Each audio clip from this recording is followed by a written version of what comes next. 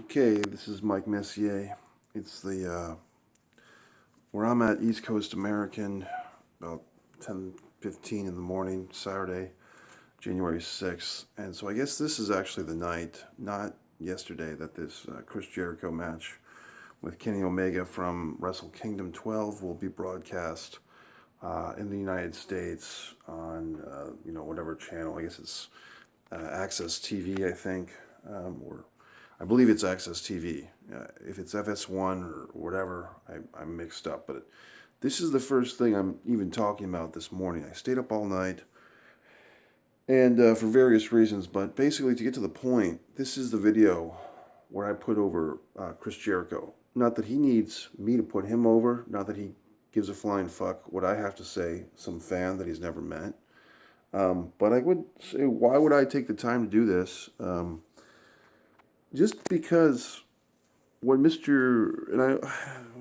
Jericho, Chris Jericho, Mr. Jericho, whatever the hell you want to call him, what he's done in 2017 and early 2018 is the culmination of a career where he has been in the mainstream and outside of the mainstream with sports entertainment, professional wrestling. Not to go through his whole career, obviously, but he's done the Canadian thing. He's done the Smoky Mountain with Jim Cornette, owing Jim Cornette a lot to him. He's gone to WCW. ECW first. Give Paul Heyman, as much as I hate to, credit. Cornette, Heyman, WCW, Eric Bischoff. We know the whole story and all the years with WWE. And now at this age, Jericho has, I think he's 48 or 46 years old. He's, the word they keep using is reinvent, which is a pretty good word for what Jericho is doing, but it's not just reinventing himself, it's kind of reinventing what he's doing or how he's perceived, or if you want to call it the angle, to use a wrestling term.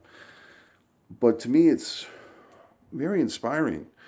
It's fascinating, it's inspiring. And I'll just say this, it's very hard. I don't know if people realize, maybe they do, maybe they don't, how hard it is to be successful in life. It's very difficult to make money doing entertainment in particular. Now, any profession, whether you're a doctor or a trash man or working in IT or any job, chiropractor, it's difficult. Okay, life is full of challenges. So it's not to put Jericho on a pedestal, but it's to say, particularly in the entertainment industry, where there's so many people looking for attention and so few ways to actually get paid. I mean, you can do a lot of stuff and not make money because, especially now with freeloading or downloading for free or bootlegging or whatever the fuck, there's so many ways for artists to not get paid for their work.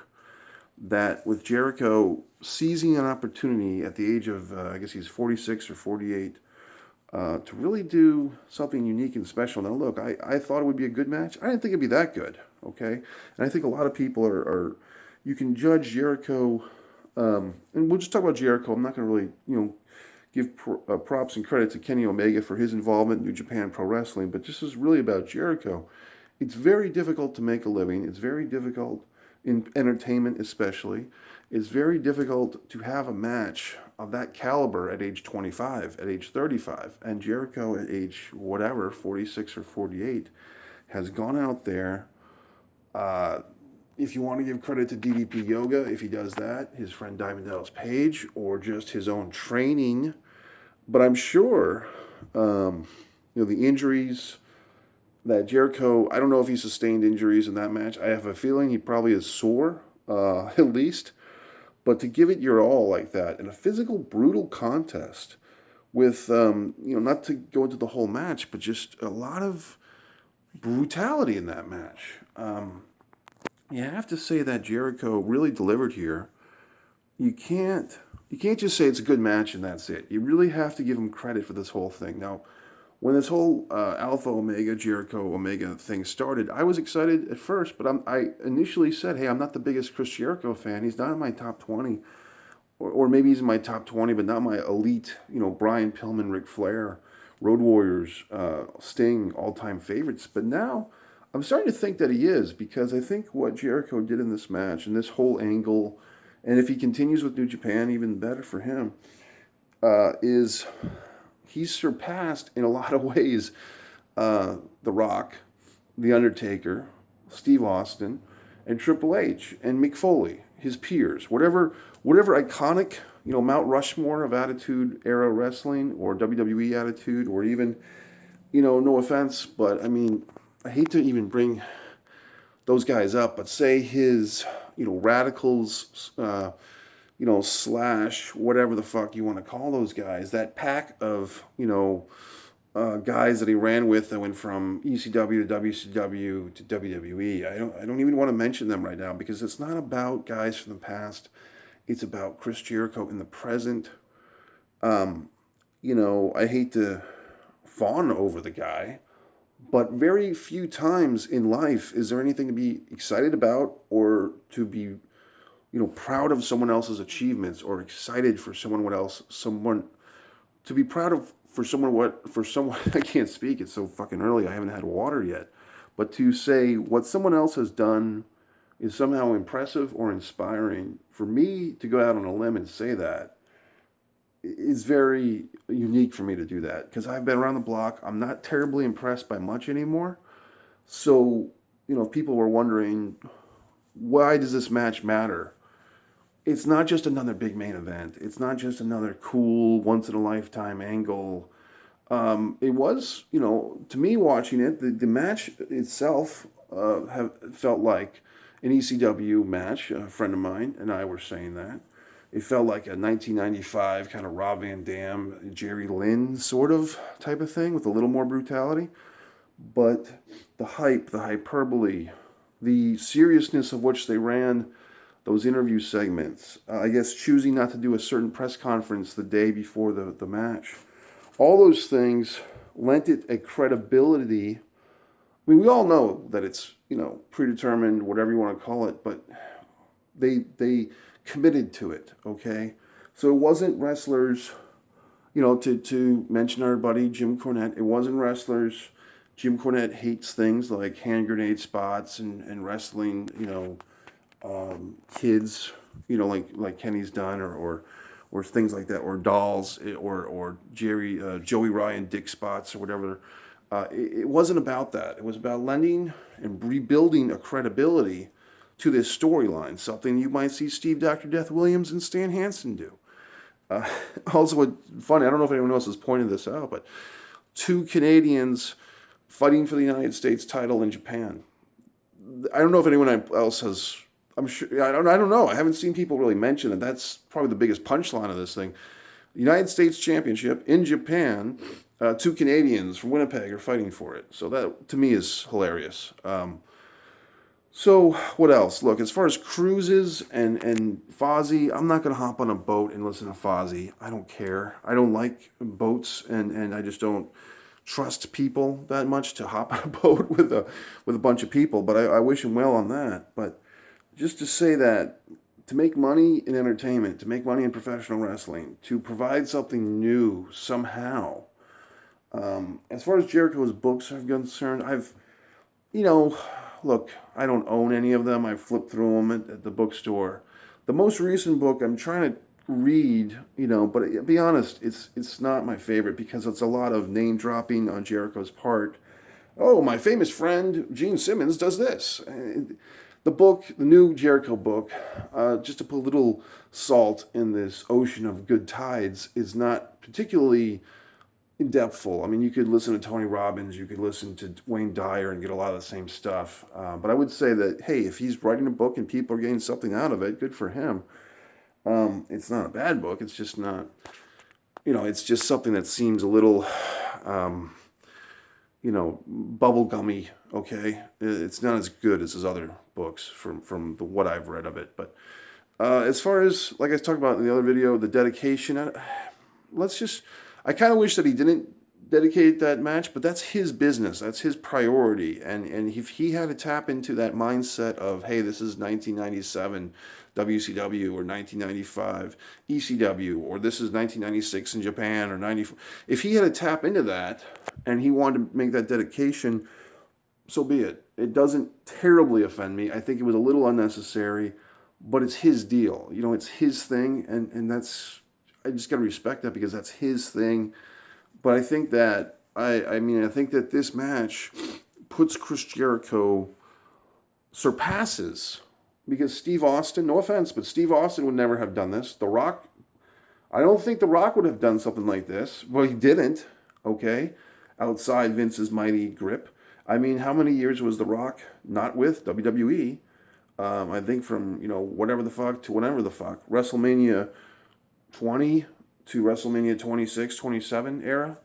I mean, The Rock never did anything like that in his off time. Austin's never done any wrestling as far as I know. I mean, with the injured neck, of course, but all due respect to everything, and I don't think The Undertaker would ever. So all those big iconic names, I don't think any single one of them, no offense, would have had the balls or the gumption or the fucking intelligence, so be it, to say, or whatever you want to call it, to do what Jericho did. Now, that's not an insult to any of those guys, but I just think that those guys tie themselves in with Vince McMahon and WWE so much. Someone was speculating that, I think it was, I don't know, Don Tony. I always say Don and Tony, that's my error. So I apologize if Don Tony actually listens to any of these things. But Don Tony and Kevin Castle, I think, were saying that this could bring back Jericho. If and when he goes back to WWE, he would be in the Triple H level, like bigger than when he left. He wouldn't be just Chris Jericho on Monday Night Raw dicking around with Kevin Owens every week. He would be a twice-a-year guy, 3 times a year guy, whatever, having big once-a-year, twice, 3 times a year matches. I think that's true. I think he could pull that off. And if you notice, and I have noticed, the WWE website has been pushing Chris Jericho this whole time. Like, they keep mentioning Jericho. My other conspiracy video was that Alpha Entertainment by Vince McMahon and Chris Jericho, who's been using this whole Alpha thing, is there a connection?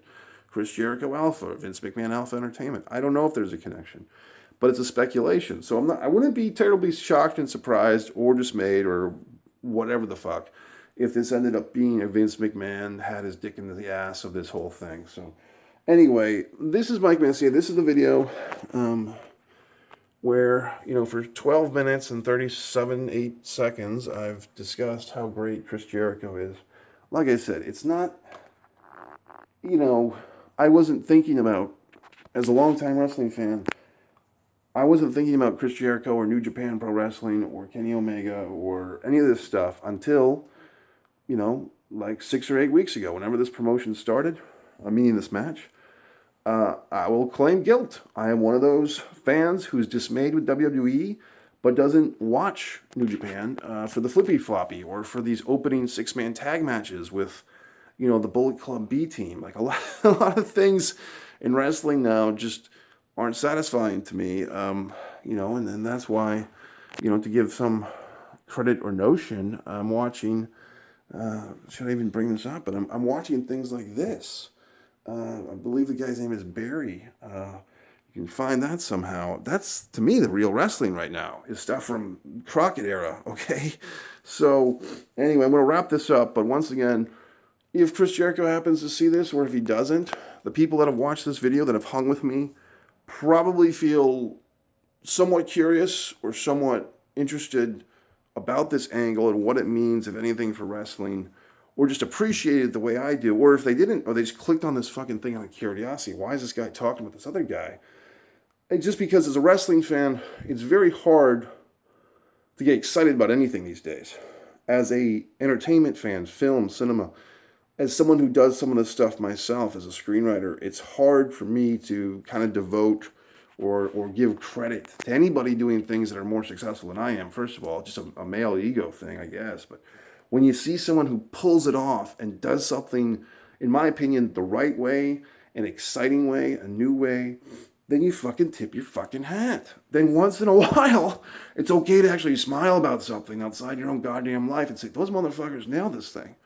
So if that's inspiring to me, and me doing this video somehow, not to say inspiring, but yeah, if it inspires you to say, fuck, I have this script, or I have this movie, or I have this TV show idea, or web pilot, or whatever the fuck. Or if you are a wrestler and you say, God damn it, now I really want to get into wrestling. Or even best yet, a promoter. Like some wrestling young person out there, or even old person says, hey, I want to put together a wrestling promotion and have hard-hitting, real pro wrestling angles like this Jericho Omega thing. Like have a whole promotion based on that type of thing. Just saying that this could use this early 2018, January 6th, use it to inspire yourself. If it can possibly inspire you, who's watched this video and kind of heard my babble at, waking up and saying this stuff, if it can inspire you to make a film, I mean, what inspires me to get it out, but things like, the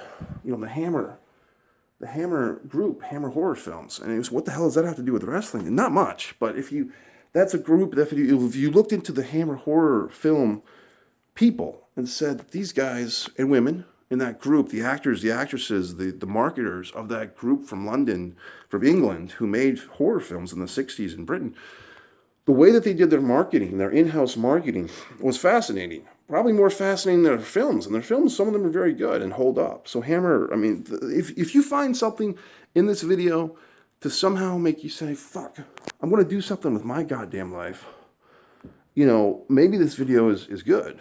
I mean, I hope it is. I mean, you're watching it. But I mean, for me, like making films, like this is a postcard, my own film. And I say, why do I bring that up? Because of this. I find inspiration. My friends find inspiration, from movies that were made in the past. A friend of mine is making a film called Vault, which has, credit to Goodfellas, Martin Scorsese. So Tommy DeNucci's making that film, Vault, out of respect.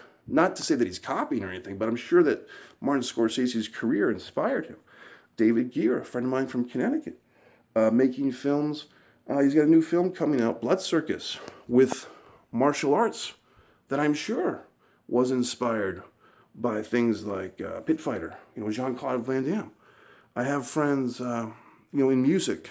A friend of mine was very inspired, passed away recently. A good friend of mine, Joe Jaffa, who was inspired by music, by Van Halen and stuff like that.